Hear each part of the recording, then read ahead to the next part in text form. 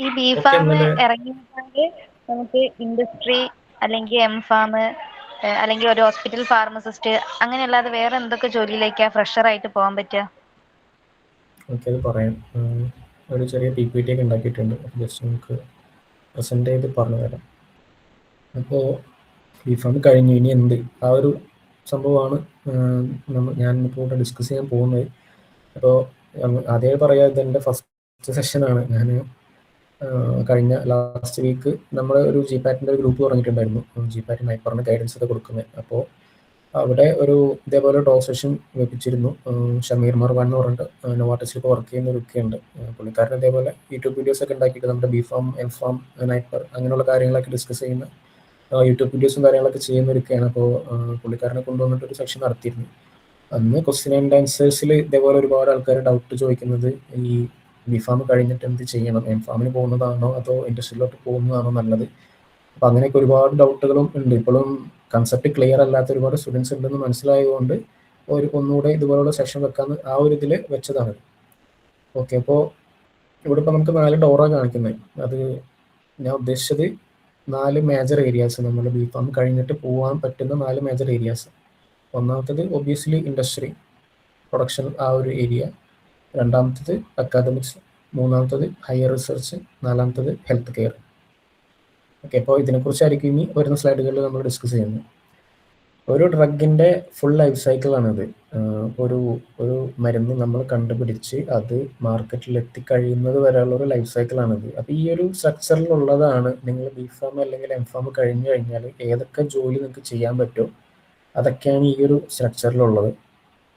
Okay, അപ്പോൾ ചുരുക്കി പറഞ്ഞാൽ നമ്മുടെ സ്കോപ്പ്, നമ്മൾ എവിടെയൊക്കെ എന്തൊക്കെ വർക്ക് ചെയ്യാൻ പോകുന്നു, ആ ഒരു സ്കോപ്പും കാര്യങ്ങളാണ് ഈ ഒരു സ്ട്രക്ചറിലുള്ളത്.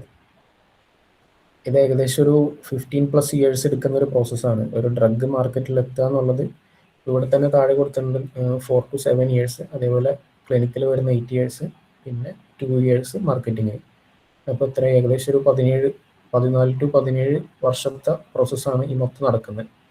ആദ്യം വരുന്നത് ഡിസ്കവറി ഡെവലപ്മെൻറ്റ്, അത് നമ്മൾ ചുരുക്കി R&D എന്ന് പറയും, ഡ്രഗിൻ്റെ R&D. അതേപോലെ R&D കഴിഞ്ഞിട്ട് പ്രൊഡക്ഷൻ ഉണ്ടാവും, ഡ്രഗ് പ്രൊഡക്റ്റ് ആക്കും. ആ പ്രൊഡക്റ്റ് ആക്കി കഴിഞ്ഞതിന് ശേഷം നമ്മൾ animal study, toxicology, in vitro, in vivo അങ്ങനെയുള്ള ഫുള്ള് കാര്യങ്ങൾ ചെയ്യും. അനിമൽ സ്റ്റഡി കഴിഞ്ഞിട്ട് നമ്മൾ ക്ലിനിക്കൽ റിസർച്ചിലോട്ട് പോകും. ക്ലിനിക്കൽ റിസർച്ച് ഹ്യൂമൻ ട്രയൽസ് ആയിരിക്കും. phase 1, phase 2, phase 3 അങ്ങനെ 3 ഫേസിലായിരിക്കും നടക്കുക. അത് കഴിഞ്ഞിട്ട് വരുന്നത് നമ്മുടെ മാർക്കറ്റിങ്ങിനുള്ള ആപ്ലിക്കേഷനും കാര്യങ്ങളൊക്കെ. പിന്നെ മാർക്കറ്റിലെത്തിയതിന് ശേഷം പോസ്റ്റ് മാർക്കറ്റിംഗ് കാര്യങ്ങൾ. അപ്പോൾ മേജറായിട്ട് 5 ഏരിയയാണ്, 5 സെക്ടറാണ് ഒരു ഡ്രഗിൻ്റെ ഡെവലപ്മെൻറ്റിൽ ഉള്ളത്. 5 സ്റ്റെപ്പുകൾ നമുക്ക് വേണമെങ്കിൽ പറയാം. അപ്പോൾ ഫസ്റ്റ് വരുന്നത് ഐഡിയേഷൻ, ഒരു ഡ്രഗിൻ്റെ ഐഡിയേഷൻ, ഒരു മോളിക്യൂളിൻ്റെ ഐഡിയേഷൻ. അത് കഴിഞ്ഞിട്ട് ആ ഒരു മോളിക്യൂളിനെ ഡ്രഗ് ഫോമിലോട്ട് എത്തിക്കണം.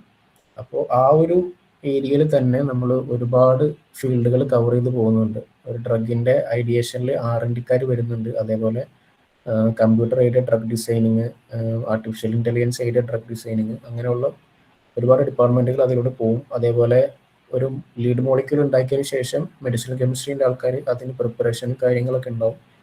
പിന്നെ ഈ ടാർഗറ്റും കാര്യങ്ങളൊക്കെ ശേഷം അതൊരു പ്രൊഡക്റ്റ് ആക്കണമല്ലോ. അപ്പോൾ പ്രൊഡക്റ്റിന് സ്കെയിലപ്പ് ചെയ്യണം. അതിന് വേണ്ടിയിട്ട് പ്രോസസ് കെമിസ്ട്രി അങ്ങനെയുള്ള ഡിപ്പാർട്ട്മെൻറ്റുകൾ വർക്ക് ചെയ്യും. പിന്നെ അനിമൽ സ്റ്റഡീസിനോട്ട് വരുമ്പോൾ ഫാർമക്കോളജി, ബയോടെക്നോളജി ഇവരൊക്കെ ആയിരിക്കും ഇതിൽ ചെയ്യുന്നത്, അനിമൽ സ്റ്റഡീസും കാര്യങ്ങളൊക്കെ ചെയ്യുന്നത്. പിന്നെ ക്ലിനിക്കലിലോട്ട് വരുമ്പോഴാണ് നമ്മുടെ ഫാർമസിസ്റ്റ് അല്ലെങ്കിൽ ഡോക്ടേഴ്സ് ഇവരുടെ വർക്കുകളൊക്കെ വരുന്നത്. അപ്പോൾ ക്ലിനിക്കൽ അത് ചെയ്യാൻ വേണ്ടി ഹെൽത്ത് കെയറിൻ്റെ ആ ഒരു സെക്ടർ ഉണ്ടാവും. അതേപോലെ തന്നെ പിന്നെ ഡാറ്റ സെക്ടർ ഉണ്ടാവും. ഡാറ്റ സെക്ടറിൽ വരുമ്പോൾ ക്ലിനിക്കൽ ഡാറ്റ മാനേജ്മെൻറ്റ്, അതേപോലെ ക്ലിനിക്കൽ കോഡിങ്, മെഡിക്കൽ കോഡിങ് അങ്ങനെയുള്ള സബ്ജക്റ്റും കാര്യങ്ങളൊക്കെ ആ ഒരു ഏരിയയിലാണ് വരുന്നത്. ഈ എല്ലാ ഏരിയയിലും വർക്ക് ചെയ്യുന്ന കോമൺ ആയിട്ടുള്ള ഡിപ്പാർട്ട്മെൻറ്റാണ് റെഗുലേറ്ററി അഫയേഴ്സ്. നമുക്ക് എന്തിനൊക്കെ അപ്രൂവൽ വേണം, അല്ലെങ്കിൽ ഇപ്പോൾ അനിമൽ സ്റ്റഡി നടത്താനാണെന്നുണ്ടെങ്കിലും ഈ ഹ്യൂമൻ സ്റ്റഡി നടത്താനാണെന്നുണ്ടെങ്കിലും ഇനിയിപ്പോൾ മാർക്കറ്റിൽ എത്തിക്കാനാണെന്നുണ്ടെങ്കിലും നമുക്ക് ഗവൺമെൻറ്റിൻ്റെ അപ്രൂവൽ വേണം. ഇവിടെ ആണെന്നുണ്ടെങ്കിൽ ഇത് അമേരിക്കയുടെയാണ്, അപ്പോൾ FDA-ൻ്റെ റിവ്യൂവും ആപ്ലിക്കേഷൻസും കാര്യങ്ങളൊക്കെ വേണം. അപ്പോൾ എല്ലാ സ്റ്റെപ്പിലും വരുന്ന ഒരു ഡിപ്പാർട്ട്മെൻറ്റാണ് റെഗുലേറ്ററി അഫയേഴ്സും. അത് കഴിഞ്ഞിട്ട് പിന്നെ വരുന്നതാണ് പോസ്റ്റ് മാർക്കറ്റിംഗ്. പോസ്റ്റ് മാർക്കറ്റിങ്ങിൽ നമ്മുടെ ഡ്രഗിൻ്റെ സേഫ്റ്റി, അതേപോലെ എഫിക്കസി കാര്യങ്ങളുടെ മാർക്കറ്റിങ്ങിന്, ഡ്രഗ് മാർക്കറ്റിലുള്ള സമയത്തുള്ള സ്റ്റഡീസും കാര്യങ്ങളൊക്കെ. അപ്പോൾ ഇത്രയൊക്കെ ഡിപ്പാർട്ട്മെൻറ്റ് ഈ ഒരു ഫുള്ള് ലൈഫ് സൈക്കിളിൽ വരുന്നുണ്ട്. അപ്പോൾ ഹെൽത്ത് കെയറിൽ നമ്മൾ ഡിസ്പെൻസിങ് ഫാർമസി ആ ഒരു ഫാർമസി അല്ലാതെ ഇത്രയൊക്കെ ഓപ്പർച്യൂണിറ്റിയാണ് നമുക്ക് അവൈലബിൾ ആയിട്ടുള്ളത്. അപ്പോൾ നമുക്ക് ഡീറ്റെയിലി എന്തൊക്കെയാണെന്ന് നോക്കാം. ഇതിൽ ഒന്നാമത് വരുന്നത് റിസർച്ച് ആൻഡ് ഡെവലപ്മെൻറ്റ് R&D എന്ന് പറയും. ഇതിൽ R&Dയിലോട്ട് പോകാൻ താല്പര്യമുള്ള ആരെങ്കിലൊക്കെ ഉണ്ടോ? താല്പര്യമുണ്ട്. സർ. ഓക്കെ, അപ്പോൾ ഇത് കുറച്ചുകൂടെ ടെക്നിക്കലായിട്ടുള്ളൊരു സൈഡാണ്. നമ്മൾ അത്രയ്ക്ക് പാഷൻ അല്ലെങ്കിൽ റിസർച്ചിനോട് അത്രയ്ക്ക് താല്പര്യം അങ്ങനെയുള്ള ആൾക്കാർക്ക് എടുക്കാൻ പറ്റിയൊരു ഫീൽഡാണ് R&D. ഇത് എന്താ ഒരു പുതിയ ഡ്രഗിൻ്റെ ഡിസ്കവറി അല്ലെങ്കിൽ ആ ഡ്രഗിനെ ഒരു പ്രൊഡക്റ്റ് ആക്കാനുള്ള ഡെവലപ്മെൻറ്റ്, അതേപോലെ നമ്മൾ ഓൾറെഡി എക്സിസ്റ്റിംഗ് ആയിട്ടുള്ള ഡ്രഗിന് എങ്ങനെ എന്തൊക്കെ ചെയ്തിട്ട് നമുക്ക് എഫിക്കസി കൂട്ടാൻ പറ്റും, അല്ലെങ്കിൽ എന്തൊക്കെ ചെയ്തിട്ട് അതിൻ്റെ പ്രൊഡക്ഷൻ കോസ്റ്റ് കുറക്കാൻ പറ്റും, ഓക്കെ, അങ്ങനെയുള്ള കാര്യങ്ങളൊക്കെ ചെയ്യുന്നതാണ് റിസർച്ച് ആൻഡ് ഡെവലപ്മെൻറ്റ്. അതിലിപ്പോൾ ക്വാളിഫിക്കേഷൻ ഏറ്റവും മിനിമം ക്വാളിഫിക്കേഷനാണ് B.Pharm. ബാച്ചുലർ ഓഫ് ഫാർമസി കഴിഞ്ഞ് കഴിഞ്ഞാൽ നമുക്ക് ജൂനിയർ റോൾസ് കിട്ടുള്ളൂ. അതേപോലെ ഫോർമുലേഷൻ അങ്ങനെയുള്ള കാര്യങ്ങളൊക്കെ, പ്രൊഡക്ഷൻ, ഫോർമുലേഷൻ അതിലോട്ടൊക്കെ നമുക്ക് കയറാൻ പറ്റുള്ളൂ. പിന്നെ M.Pharm കഴിഞ്ഞിട്ട് വരുന്നത് ഫോർമുലേഷൻ R&D. അതിലിപ്പോൾ ഫാർമസ്യൂട്ടിക്സ് അല്ലെങ്കിൽ ഫാർമക്കോളജി, മെഡിസിനൽ കെമിസ്ട്രി ഈ സബ്ജക്റ്റൊക്കെ എടുത്തു കഴിഞ്ഞ് കഴിഞ്ഞാൽ നമുക്ക് ആ ഒരു ഇതിലോട്ട് കയറാൻ പറ്റും.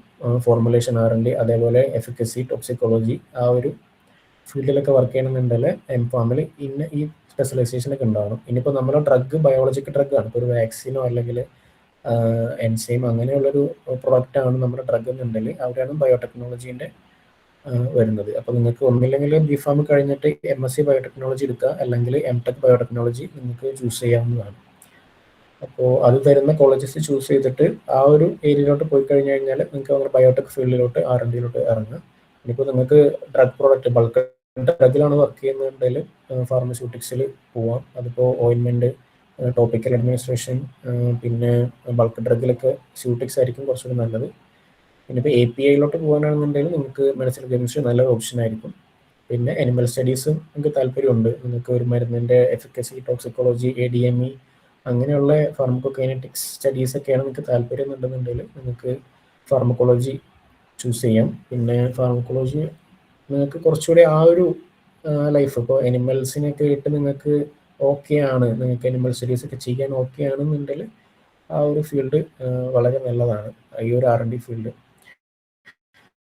അപ്പോൾ ഇതൊക്കെയാണ് നോർമലി ഓഫർ ചെയ്യുന്ന ജോലി, റിസർച്ച് സയൻറ്റിസ്റ്റ് അല്ലെങ്കിൽ റിസർച്ച് അസോസിയേറ്റ്. അപ്പോൾ നമ്മുടെ M.Pharm കഴിഞ്ഞ് കഴിഞ്ഞാൽ നമ്മൾ ജോയിൻ ആവുന്നത് റിസർച്ച് അസോസിയേറ്റ് ആയിട്ടായിരിക്കും.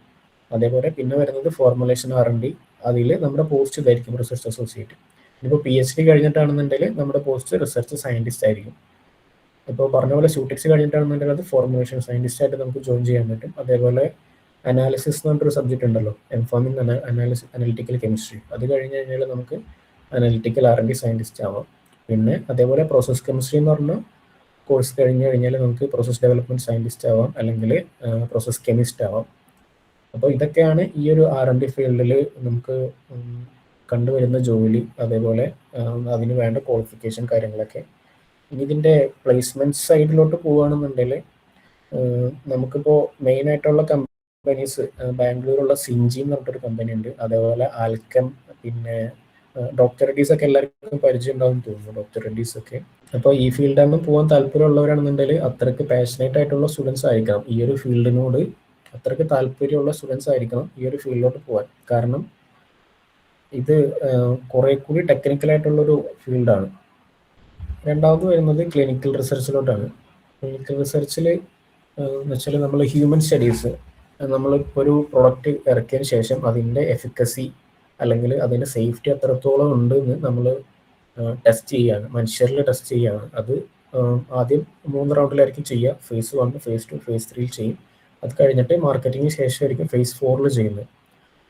ഓക്കെ, അപ്പോൾ അത് ഒരു ഡ്രഗ് എത്രത്തോളം സേഫാണ്, എഫക്റ്റീവാണ്, അങ്ങനെയുള്ള കാര്യങ്ങളൊക്കെ ആയിരിക്കുള്ളൂ ഇതിലൂടെ നോക്കുന്നത്.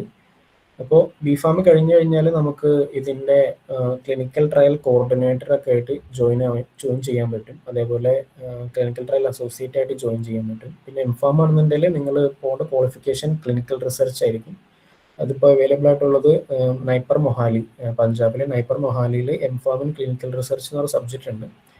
ഇനിയിപ്പോൾ നിങ്ങൾക്ക് അതല്ല കുറച്ചുകൂടെ വേറെ അപ്പോൾ ആ ഒരു സീറ്റ് കിട്ടിയില്ലാന്നുണ്ടെങ്കിൽ പിന്നെ പോകാവുന്ന ഓപ്ഷൻ ഫാർമസി പ്രാക്ടീസ് ഉണ്ട്, അതേപോലെ ഫാർമക്കോളജി ഉണ്ട്. അപ്പോൾ ഈ ഒരു ഫീൽഡിലോട്ട് പോകാൻ വേണ്ടിയിട്ട് ഇത് തന്നെ പഠിക്കണമെന്ന് നിർബന്ധമൊന്നുമില്ല. ചില കമ്പനീസിന് അങ്ങനെ ക്വാളിഫിക്കേഷൻ സ്പെസിഫിക് ആയിരിക്കില്ല, നിങ്ങൾ ഏത് ഫീൽഡിലാണെന്നുണ്ടെങ്കിലും നിങ്ങൾക്ക് ചില ഫീൽഡ്സിൽ വർക്ക് ചെയ്യാൻ പറ്റും. പക്ഷേ മെയിനായിട്ട് ടെക്നിക്കലി നോക്കുകയാണെന്നുണ്ടെങ്കിൽ ക്ലിനിക്കൽ റിസർച്ച്, ഫാർമക്കോളജി, ഫാർമസി പ്രാക്ടീസിൽ നിങ്ങൾ സ്പെഷ്യലൈസ് ചെയ്ത് കഴിഞ്ഞാൽ ഈ ഒരു ഫീൽഡിലൊക്കെ നിങ്ങൾക്ക് പെട്ടെന്ന് എൻട്രി കിട്ടുന്നതായിരിക്കും. പിന്നെ അതേപോലെ ഫാം ഡി, നിങ്ങൾക്ക് ഇപ്പോൾ ബി ഫാം കഴിഞ്ഞിട്ട് ലാറ്ററൽ എൻട്രി വഴി ഫാം ഡി ചൂസ് ചെയ്യുകയാണെന്നുണ്ടെങ്കിൽ അതും ഈ ഒരു ഏരിയയിലോട്ട് കുറച്ചുകൂടി നല്ല ഓപ്പർച്യൂണിറ്റി ആയിരിക്കും. ഇപ്പോൾ ക്ലിനിക്കൽ റിസർച്ച് കഴിഞ്ഞ് വരുന്ന ഒരു സെക്ഷനാണ് ക്ലിനിക്കൽ ഡാറ്റ മാനേജ്മെൻറ്റ്. നമ്മൾ ഈ ക്ലിനിക്കൽ റിസർച്ച് നടത്തിയിട്ട് നമുക്ക് കിട്ടുന്ന റിസൾട്ടും കാര്യങ്ങളും നമ്മൾ ഒരു ഇൻസൈറ്റ് ഉണ്ടാക്കണം, അല്ലെങ്കിൽ ആ കിട്ടുന്ന ഡാറ്റ നമ്മൾ കോഡ് ചെയ്യണം, അങ്ങനെയുള്ള കാര്യങ്ങളൊക്കെ ചെയ്യുന്നതാണ് ക്ലിനിക്കൽ ഡാറ്റ മാനേജ്മെൻറ്റ് അല്ലെങ്കിൽ ക്ലിനിക്കൽ ഡാറ്റ പ്രോഗ്രാമറൊക്കെ. ഈ രണ്ട് ജോബ് ഹെൽത്ത് കെയർ റിലേറ്റഡ് ആയിട്ടുള്ള ജോബായിരിക്കും. ഈ ക്ലിനിക്കൽ ഡാറ്റ ജോബ് എന്ന് പറയുമ്പോൾ കുറച്ചുകൂടെ ഓഫീസ് കൈൻഡ് ഓഫ് ജോബാണ്, ഡെസ്ക്ടോപ്പ് ജോബാണ്. അപ്പോൾ കോർപ്പറേറ്റ് ഓഫീസിലോ അങ്ങനെ ഓഫീസിലൊക്കെ ആയിരിക്കും നിങ്ങൾ ഈ ജോബ്സ് കാണുന്നത്. ഈ clinical data management, clinical data programmer, അതേപോലെ ക്ലിനിക്കൽ ട്രാൻസ്പെറൻസി അസോസിയേറ്റ്, ഇതൊക്കെ കുറച്ചുകൂടെ ഓഫീസ് റിലേറ്റഡ് ആയിട്ടുള്ള ജോബാണ്. മറ്റേ ക്ലിനിക്കൽ റിസർച്ച് അസോസിയേറ്റ് ഒക്കെ കുറച്ചുകൂടെ ഫീൽഡ് വർക്ക് ആയിരിക്കും. നമ്മൾ ഏത് ഡോക്ടറാണോ അല്ലെങ്കിൽ ഏത് ഹോസ്പിറ്റലിലാണോ ഇതൊക്കെ ചെയ്യുന്നത് അവിടുത്തെ റിലേറ്റഡ് ആയിട്ടുള്ള വർക്കായിരിക്കും ഇതിലുണ്ടാകുന്നത്. അപ്പോൾ ക്ലിനിക്കൽ ഫീൽഡ് അത്യാവശ്യം ഇന്ത്യയിൽ ഏറ്റവും കൂടുതൽ ഇപ്പോൾ പ്രൊഡക്ഷനെക്കാട്ടൊക്കെ കൂടുതൽ ക്ലിനിക്കൽ റിസർച്ച് നടന്നുകൊണ്ടിരിക്കുന്നുണ്ട്. അപ്പോൾ ഒരുപാട് CROs ഉണ്ട്. CROs എന്ന് പറയാം, ക്ലിനിക്കൽ റിസർച്ച് ഓർഗനൈസേഷൻ എന്ന് പറയാം. ഈ ബാക്കി കമ്പനീസിന് വേണ്ടി ക്ലിനിക്കൽ റിസർച്ച് ചെയ്തു കൊടുക്കുന്ന കുറച്ച് കമ്പനീസ് ഉണ്ട്. അപ്പോൾ അങ്ങനെയൊക്കെ ഒരുപാട് ഒഴിവുകളുണ്ട്. ബി ഫാം കഴിഞ്ഞു കഴിഞ്ഞാൽ ഇതേപോലെ റിസർച്ച് അസോസിയേറ്റൊക്കെ പോകാൻ പറ്റുന്ന ഒരുപാട് വാക്കൻസീസ് ഇപ്പോൾ അവൈലബിൾ ആണ്. നിങ്ങൾക്ക് ഈ ഒരു ഫീൽഡാണ് താല്പര്യം എന്നുണ്ടെങ്കിൽ ഭാവിയിൽ ബി ഫാം ഗ്രാജുവേറ്റ് ആയതിനു ശേഷം അത് നിങ്ങൾക്ക് ട്രൈ ഔട്ട് ചെയ്യാം. പിന്നെ വരുന്നത് റെഗുലേറ്ററി അഫയേഴ്സ്. ഇപ്പോൾ ഞാൻ എംഫാം ചെയ്തത് റെഗുലേറ്ററി അഫയേഴ്സിലായിരുന്നു. ഒരു ഡ്രഗിൻ്റെ A to Z വർക്കിൽ ഇൻവോൾവ് ആയിട്ടുള്ള ഒരു ഡിപ്പാർട്ട്മെൻറ്റാണ് റെഗുലേറ്ററി അഫയേഴ്സ്. അത് നമുക്കിപ്പോൾ ഒരു ഡ്രഗ് അല്ലെങ്കിൽ ഒരു പ്രൊഡക്റ്റ് മാർക്കറ്റിൽ വരുമ്പോൾ ഓരോ നിയമങ്ങളുണ്ടാവും. ഇന്ന നിയമങ്ങൾ പാലിച്ചിട്ട്, ഇപ്പോൾ നമ്മൾ ബൈക്കിനോ കാറിനോ ഒക്കെ എന്തെങ്കിലും ഉണ്ടാവുമല്ലോ, ഇന്ന സാധനങ്ങൾ ഇല്ലാതെ റോട്ടിൽ ഇറക്കാൻ പറ്റില്ല, ഇപ്പോൾ വിൻഡോയിൽ ഇത്ര ടിൻ്റ് അടിച്ചു കഴിഞ്ഞാൽ അതിന് ഫൈന്, അങ്ങനെയൊക്കെ ഓരോരോ നിയമങ്ങളുണ്ടല്ലോ. ഇപ്പോൾ മൊബൈൽ ഫോൺ ആണെന്നുണ്ടെങ്കിൽ ഇത്ര റേഡിയേഷൻ ലെവലിൽ കൂടുതലായി കഴിഞ്ഞാൽ ആ പ്രോഡക്റ്റ് ഇറക്കാൻ പറ്റില്ല. അത് ഡ്രഗിലും ഉണ്ട്. നമ്മൾ ഡ്രഗ്സിൽ ഓരോ ഡ്രഗിനും ഓരോ സെക്ടറിനും ഓരോരോ നിയമങ്ങളാണ്. ആ നിയമങ്ങൾ പാലിക്കുന്നുണ്ടോ എന്ന് ഉറപ്പുവരുത്തുന്ന ഒരു ഡിപ്പാർട്ട്മെൻറ്റാണ് റെഗുലേറ്ററി അഫയേഴ്സ്. ഇപ്പോൾ ഇന്ത്യയിലാണെന്നുണ്ടെങ്കിൽ നമുക്ക് CDSCO എന്നാണ് നമ്മുടെ ഹെൽത്ത് അതോറിറ്റീൻ്റെ പേര്. അതേപോലെ യൂറോപ്പിലോട്ട് പോകുമ്പോൾ യൂറോപ്യൻ മെഡിസിൻസ് ഏജൻസി, അതേപോലെ FDA വരുമ്പോൾ ഫുഡ് ആൻഡ് ഡ്രഗ് അഡ്മിനിസ്ട്രേഷൻ.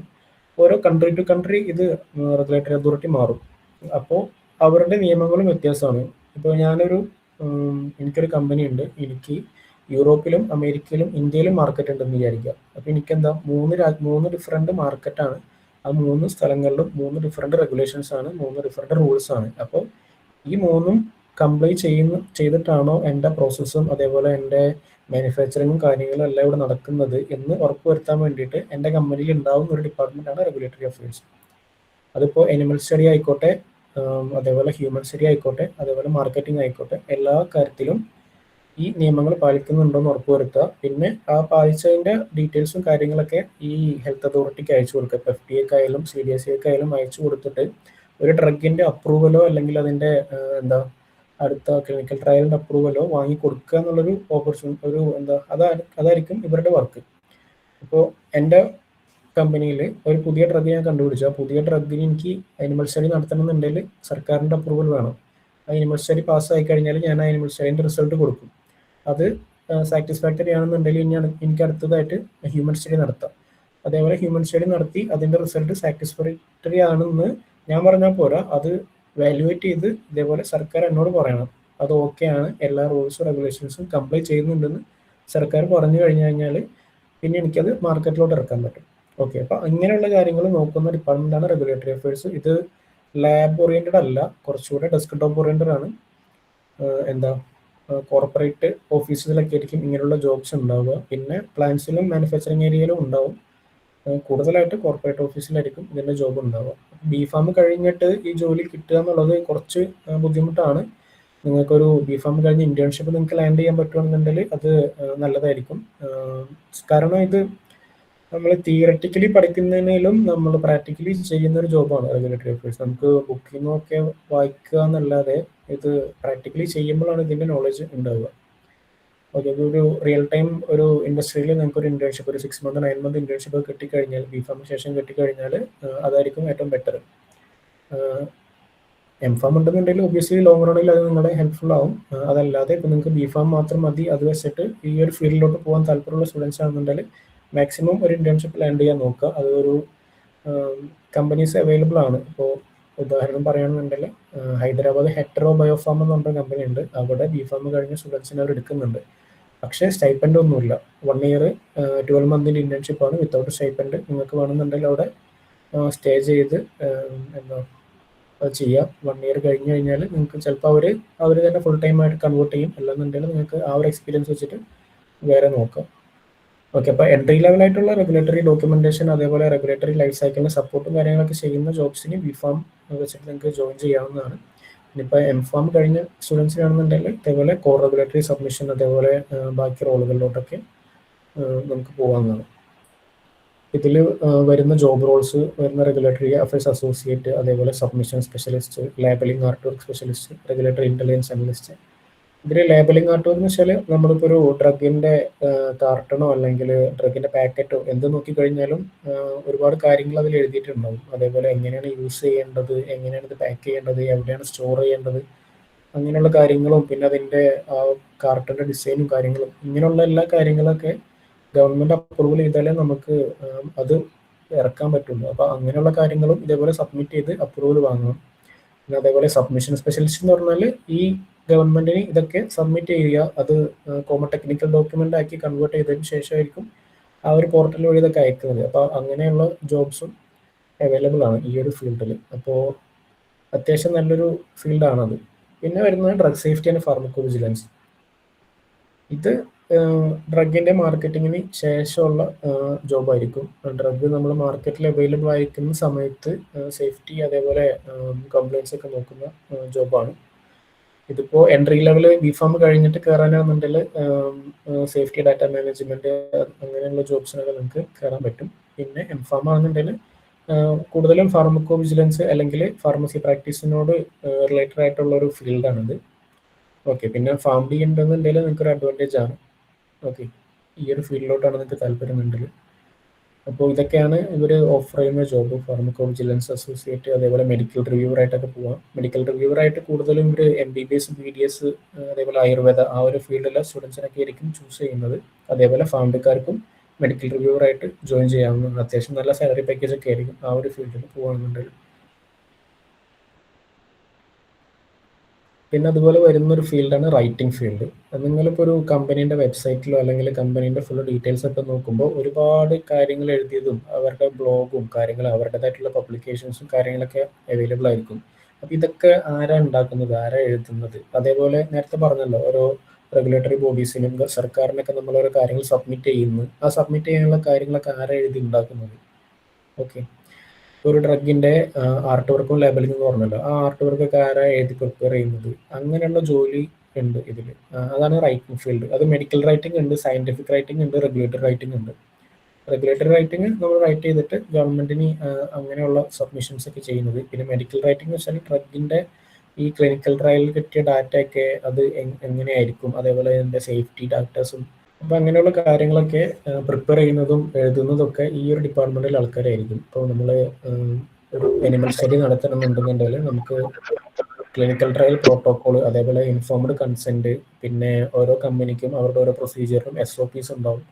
അതേപോലെ മാൻസ്ക്രിപ്റ്റ്സ് ഒക്കെ പബ്ലിഷ് ചെയ്യും. അപ്പോൾ ഇതൊക്കെ പ്രിപ്പയർ ചെയ്യുന്ന ഒരു ജോബായിരിക്കും സയൻറ്റിഫിക് റൈറ്റിംഗ് അല്ലെങ്കിൽ മെഡിക്കൽ റൈറ്റിങ്ങിൽ ഉണ്ടാകുന്നത്. അപ്പോൾ ബിഫാം കഴിഞ്ഞ ആൾക്കാരെ ഇവരധികം പ്രിഫർ ചെയ്യാറില്ല.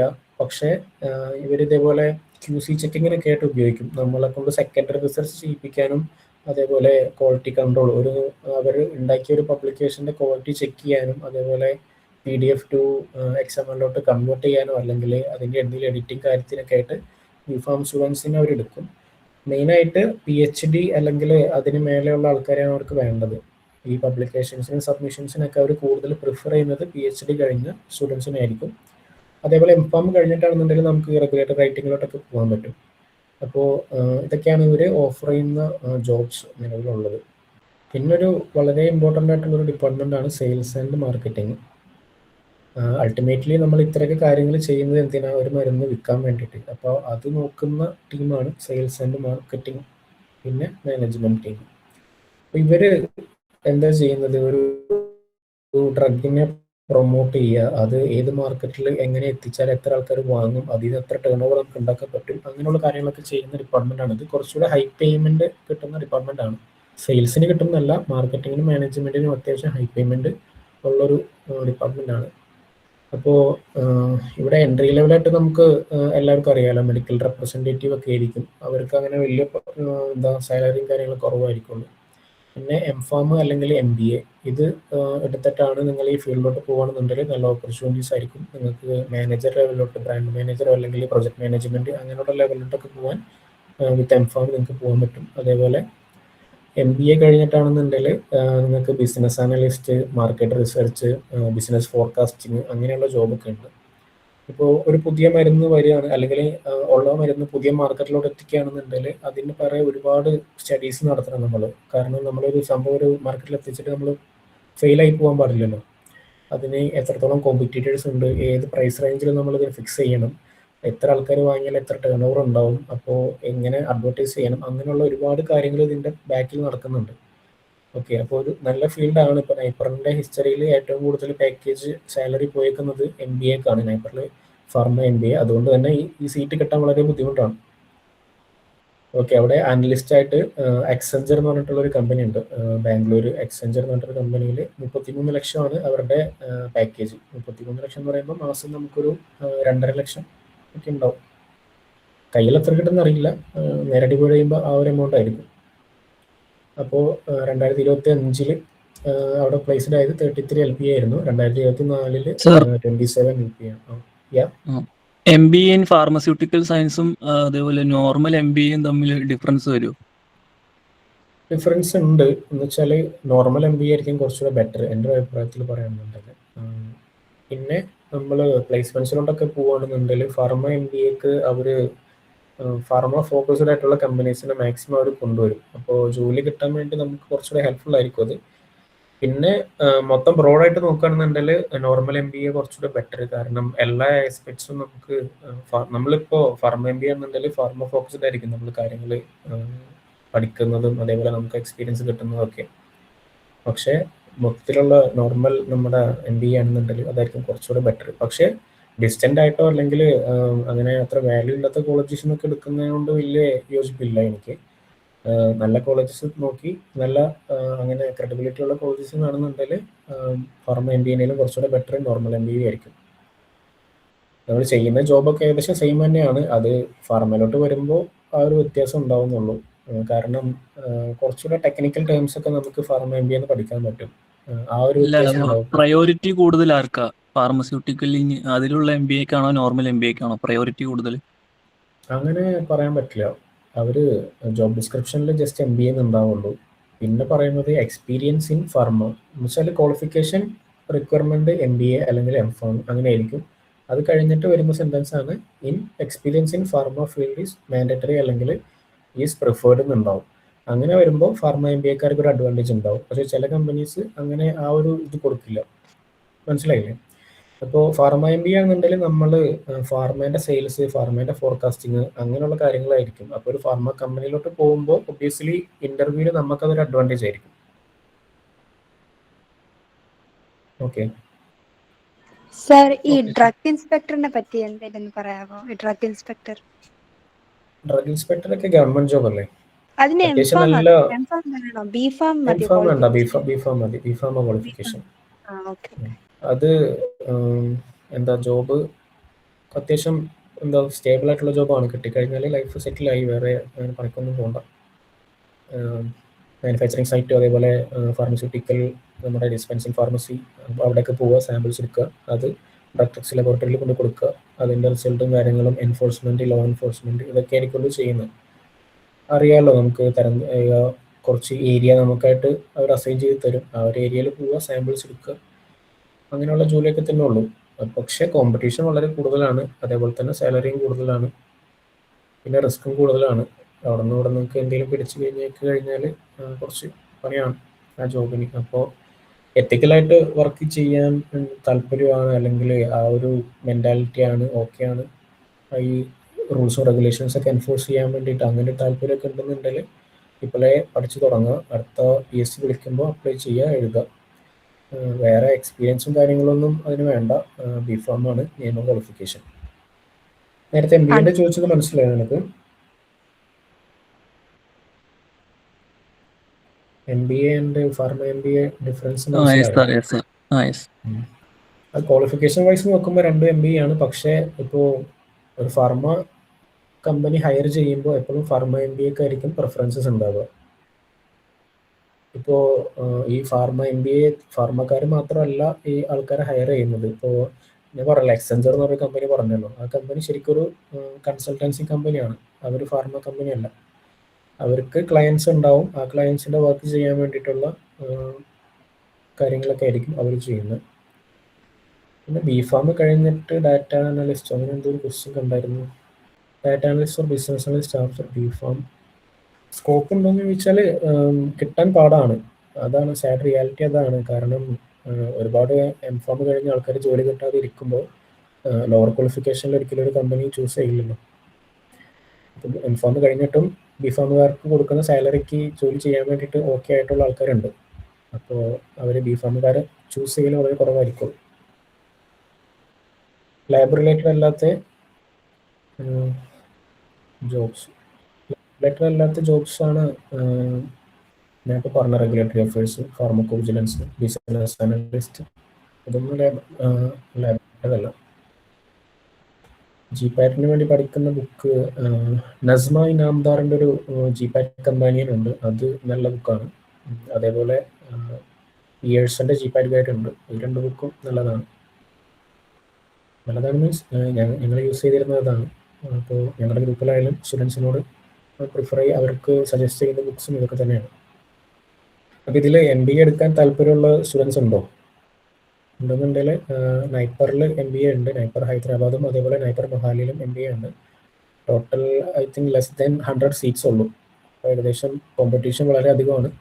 പിന്നെ കഴിഞ്ഞതിൻ്റെ മുന്നത്തെ കൊല്ലം പോലെ അല്ല. കഴിഞ്ഞ കൊല്ലം മുതൽ ഇതിന് ഇൻ്റർവ്യൂ ബേസ്ഡാണ് അഡ്മിഷൻ കൊടുക്കുന്നത്. നമ്മുടെ റാങ്ക് ബേസ്ഡ് അലോട്ട്മെൻറ്റ് അല്ലാതെ അലോട്ട് ചെയ്ത സ്റ്റുഡൻസിന് ഒരു ഇൻ്റർവ്യൂ ഉണ്ടാവും. ആ ഇൻ്റർവ്യൂവിന് ക്വാളിഫൈ ആയതിനു ശേഷം നമുക്ക് ഇത് സീറ്റ് കൺഫേം ആവുള്ളൂ. അപ്പോൾ നിങ്ങളുടെ ഇൻ്റർവ്യൂ സ്കിൽസും കമ്മ്യൂണിക്കേഷൻ സ്കിൽസൊക്കെ നല്ലോണം ബ്രഷപ്പ് ചെയ്തെടുക്കുക. ഓക്കെ. നമ്മളിപ്പോൾ ജിപാറ്റ് എഴുതുന്ന ആ സെയിം ഇയർ തന്നെ നൈപ്പർ എഴുതിക്കൂടെ? എഴുതാലോ. പക്ഷേ നൈപ്പറിൽ ഈ ഇയർ എടുത്തു കഴിഞ്ഞാൽ ഈ ഇയർ തന്നെ നൈപ്പറിൽ അഡ്മിഷൻ എടുക്കണം. ഈ ഇയർ ക്വാളിഫൈ ആയി കഴിഞ്ഞാൽ ഈ ഇയറിൽ തന്നെ ജോയിൻ ആവണം. നിങ്ങൾ 8th സെം ആണെന്നുണ്ടെങ്കിൽ അത് ഓക്കെ ആയിരിക്കും. പക്ഷേ 7th 6th ഒക്കെ ആണെന്നുണ്ടെങ്കിൽ അത് ശരിയാവില്ലല്ലോ. മനസ്സിലായോ? ജിപാറ്റിന്റെ റിസൾട്ട് വരണമെന്നില്ല നൈപ്പർ എഴുതണമെങ്കിൽ? ജിപാറ്റിന്റെ റിസൾട്ട് ജിപാറ്റ് ക്വാളിഫൈ ആയാലേ നൈപ്പറിന് അപ്ലൈ ചെയ്യാൻ പറ്റുള്ളൂ. അങ്ങനെയായിരുന്നു. പിന്നെ കഴിഞ്ഞ 2 കൊല്ലമായിട്ട് ഇതിന്റെ ജിപാറ്റ് എക്സാം കഴിഞ്ഞ് ഒരു 20 days 28 ഡേയ്സിനൊക്കെ ഇടയിലാണ് നൈപ്പർ എക്സാം വരുന്നത്. അപ്പോൾ ആ ഒരു ടൈമിനുള്ളിൽ എന്തായാലും റിസൾട്ട് വരില്ല. അപ്പോൾ നമ്മൾ നമ്മുടെ സൈഡിൽ നിന്ന് റിസ്ക് എടുക്കണം.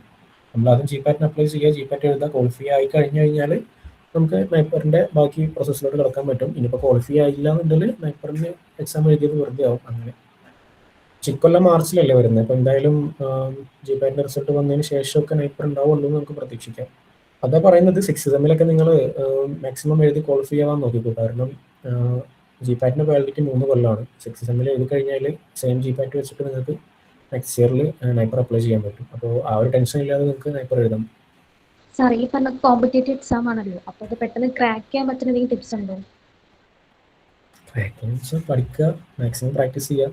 ഇത് MCQ ബേസ്ഡ് എക്സാം ആണ്. അപ്പോൾ അതുകൊണ്ട് നമ്മൾ നല്ലോണം പ്രാക്ടീസ് വേണം. MCQസും അതേപോലെ തിയറി എന്ന് പറയുമ്പോൾ ഫാർമസ്യൂട്ടിക്സ് അതേപോലെ കെമിസ്ട്രി, ഈ 2 സബ്ജക്റ്റ് നല്ലോണം പഠിക്കുക. കാരണം ഇതിനായിരിക്കും കൂടുതൽ വെയിറ്റേജ്, കൂടുതൽ ക്വസ്റ്റ്യൻസ് വരുന്നത്. അതേപോലെ ഫാർമക്കോളജി. പിന്നെ മാക്സിമം MCQs അറ്റൻഡ് ചെയ്യുക.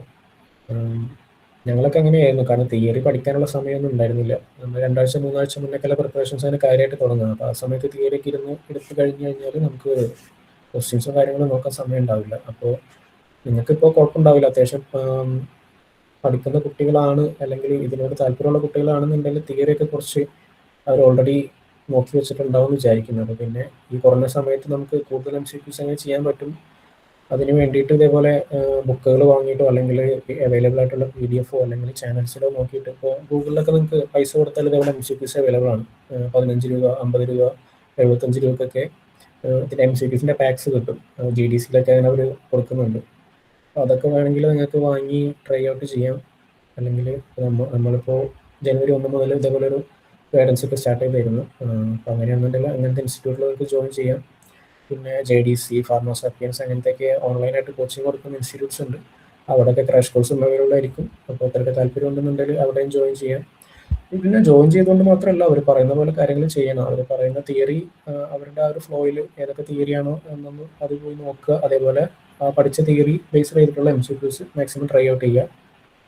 കാരണം ഇത് MCQ എക്സാം ആകുമ്പോൾ കുറച്ചുകൂടെ കൺഫ്യൂഷൻ കൂടുതലായിരിക്കും. നമ്മൾ ഓപ്ഷൻ A നോക്കി പിന്നെ B നോക്കുമ്പോൾ അത് കൺഫ്യൂഷൻ ആവുന്നതിൽ ഏതാന്നൊക്കെ.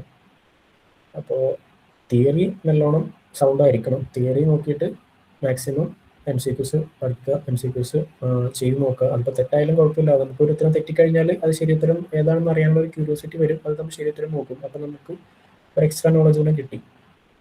ഓക്കെ സാർ, ഈ M.Tech കോഴ്സ് ഏതാ ഫീൽഡായിട്ട് വരുന്നത്? ഏത് ഫീൽഡായിട്ടാണ് വരുന്നത്?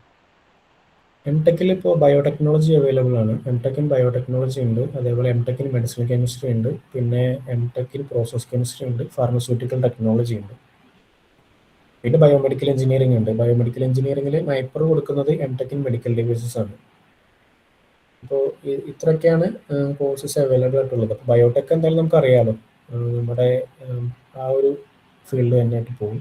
ബയോമെഡിക്കൽ എഞ്ചിനീയറിംഗും മെഡിക്കൽ ഡിവൈസസും എന്ന് വെച്ചാൽ നമ്മളുടെ മെഡിക്കൽ ഡിവൈസസിനോടുള്ള അത് കുറച്ചുകൂടെ ബിടെക് കഴിഞ്ഞിട്ടോ അല്ലെങ്കിൽ B.Pharm കഴിഞ്ഞിട്ടോ നമുക്ക് ജോയിൻ ആവാൻ പറ്റുന്ന കോഴ്സസാണ്.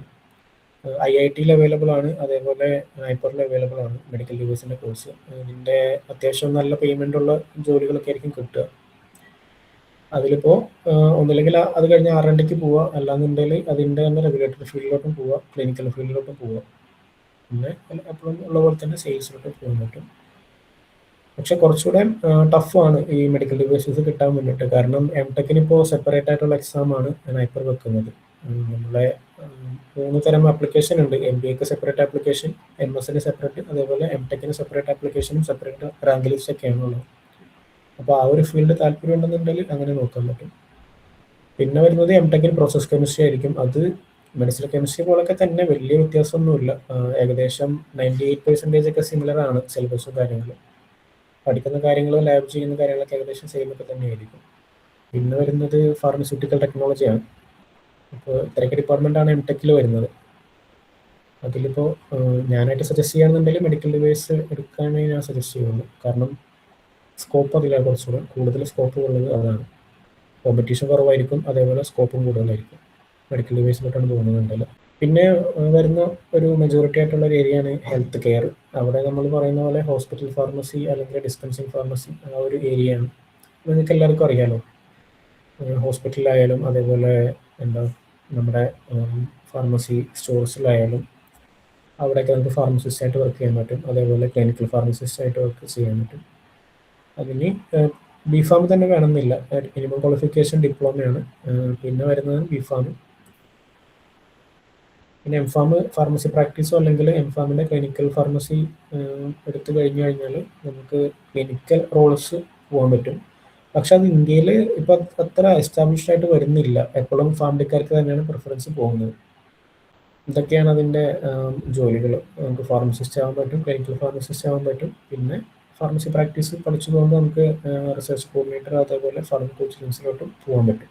പിന്നെ നേരത്തെ ചോദിച്ച പോലത്തെ ഡ്രഗ് ഇൻസ്പെക്ടേഴ്സിൻ്റെ ഒക്കെ area, government and public sector. ഇവിടെ നമുക്ക് ഗവൺമെൻറ് ഹോസ്പിറ്റൽസിൽ അല്ലെങ്കിൽ PHSCസിലൊക്കെ ഫാർമസിസ്റ്റായിട്ട് കയറാം. പിന്നെ വരുന്നൊരു ഡ്രഗ് ടെസ്റ്റിംഗ് ലബോറട്ടറീസ് ഉണ്ട്. നിങ്ങൾക്ക് എത്ര പേർക്ക് അറിയാമെന്നറിയില്ല. ചില കോളേജിൽ നിന്നൊക്കെ ഇന്റേൺഷിപ്പിന് ട്രെയിനിങ് 1 month ട്രെയിനിങ്ങിന് ഇപ്പോൾ ലബോറട്ടറീസിലോട്ട് വിടുന്നുണ്ട്. തിരുവനന്തപുരം, കാക്കനാട്, അതേപോലെ തൃശ്ശൂർ, ഇവിടെയൊക്കെ ഈ ലബോറട്ടറി അവൈലബിൾ ആണ്. നമ്മൾ ഡ്രഗ് ഇൻസ്പെക്ടേഴ്സ് കളക്ട് ചെയ്ത് കൊണ്ടു കൊടുക്കുന്ന സാമ്പിൾസ് അതിൻ്റെ ക്വാളിറ്റി കൺട്രോൾ ടെസ്റ്റ് ചെയ്യുന്ന ഒരു എൻറ്റിറ്റീസ് ആണ് ഈ ലബോറട്ടറീസ്. അപ്പോൾ അവിടെ നമുക്ക് അനലിസ്റ്റായിട്ട് ഒക്കെ ആയിട്ട് ജോയിൻ ചെയ്യാൻ പറ്റും. അവിടെ MSc കെമിസ്ട്രി അതേപോലെ M.Pharm B.Pharm ഒക്കെയാണ് അവരുടെ ക്വാളിഫിക്കേഷൻ വരുന്നത്. അതേപോലെ പിന്നെ PhD ഒക്കെ എടുത്ത് കഴിഞ്ഞ് കഴിഞ്ഞാൽ നമുക്ക് ലീഡർഷിപ്പിൽ റോൾസിലോട്ടൊക്കെ പോകാൻ പറ്റും. നമുക്കിപ്പോൾ കോളേജസിൽ HOD അല്ലെങ്കിൽ ഡീനോ അങ്ങനെയൊക്കെ ആവണമെന്നുണ്ടെങ്കിൽ ഒക്കെ ഈ PhD അതേപോലെ CDSEയിലൊക്കെ ജോയിൻ ചെയ്തിട്ട് വലിയ വലിയ പൊസിഷനിൽ ഡ്രഗ് കൺട്രോളർ അങ്ങനത്തെ പൊസിഷനിലോട്ടൊക്കെ പോകണമെന്നുണ്ടെങ്കിൽ ഈ PhD അതായത് ഏത് ഫീൽഡായാലും കുഴപ്പമില്ല, ജസ്റ്റ് ആ ഒരു ഡോക്ടർ എന്നുള്ളൊരു പേര് മതി. നെക്സ്റ്റ് വരുന്ന അക്കാദമിക്സ് ആൻഡ് ടീച്ചിങ്. ഇത് നിങ്ങൾക്ക് അറിയാലോ, BPharm എടുത്തിട്ട് വലിയ കാര്യമില്ല, എപ്പോഴും മാസ്റ്റേഴ്സ് ഉണ്ടെന്നുണ്ടെങ്കിൽ ടീച്ചിങ്ങിലോട്ട് പോകാൻ പറ്റുള്ളൂ. അത് ഏത് ഫീൽഡായാലും എടുക്കുക. ഇപ്പോൾ ഫാർമക്കോളജി അതേപോലെ സ്യൂട്ടിക്സ് അനാലിസിസ് കെമിസ്ട്രി പിന്നെ കോഗ്നോസി ഇതൊക്കെ എടുത്തു കഴിഞ്ഞാൽ നിങ്ങൾക്ക് ടീച്ചിങ്ങിന് പോകാൻ പറ്റും. പക്ഷേ സാലറി സ്കെയിലോട്ടൊക്കെ വരികയാണെന്നുണ്ടെങ്കിൽ എപ്പോഴും ഗവൺമെൻറ് ജോബ്സ് തന്നെ നോക്കേണ്ടി വരും. ഇപ്പോൾ PG കഴിഞ്ഞിട്ട് ഒരു ടീച്ചിങ്ങിലോട്ട് വരികയാണെന്നുണ്ടെങ്കിൽ സ്റ്റാർട്ടിങ് സാലറി ഇപ്പോൾ 17,000 ആണ്. ഞാൻ ഈ അടുത്ത് എൻ്റെ ഒരു ഫ്രണ്ടിന് ഒരു ഇൻ്റർവ്യൂ ഉണ്ടായിരുന്നു, അവരുടെ പാക്കേജാണ് 17,000 rupees. ഒരു ഫാർമസിയിൽ നിന്ന് കഴിഞ്ഞാൽ ഒരു BPharmകാരന് ഒരു 18-19 ഒരു 1 year എക്സ്പീരിയൻസ് കഴിഞ്ഞ് കഴിഞ്ഞാൽ ഒരു ഏകദേശം ഒരു 25 കിട്ടുന്നുണ്ട് ഇപ്പോൾ ഫാർമസിയിൽ നിന്നിട്ട്, അല്ലെങ്കിൽ ഒരു ഹോസ്പിറ്റലിൽ നിന്നിട്ട് ഏകദേശം 25 കിട്ടുന്നുണ്ട് 1 year എക്സ്പീരിയൻസിന്.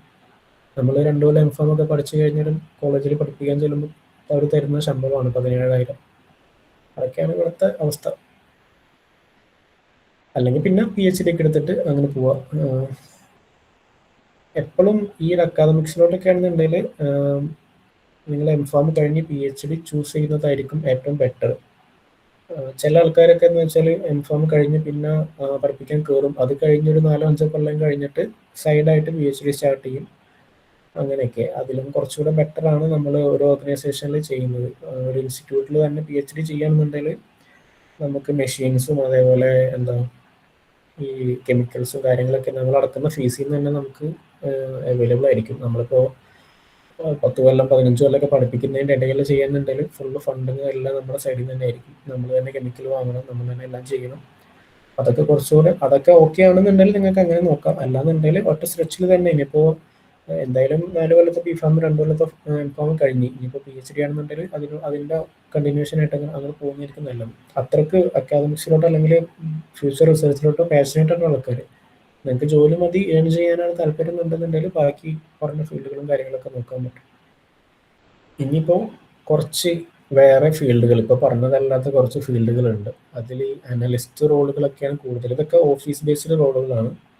HER അനലിസ്റ്റ് എന്ന് പറഞ്ഞാൽ health economics and outcome research. നേരത്തെ പറഞ്ഞല്ലോ, ബിസിനസ് അനലിസ്റ്റുകാരൊക്കെ ചെയ്യുന്നൊക്കെ പോലത്തെ റോളായിരിക്കും.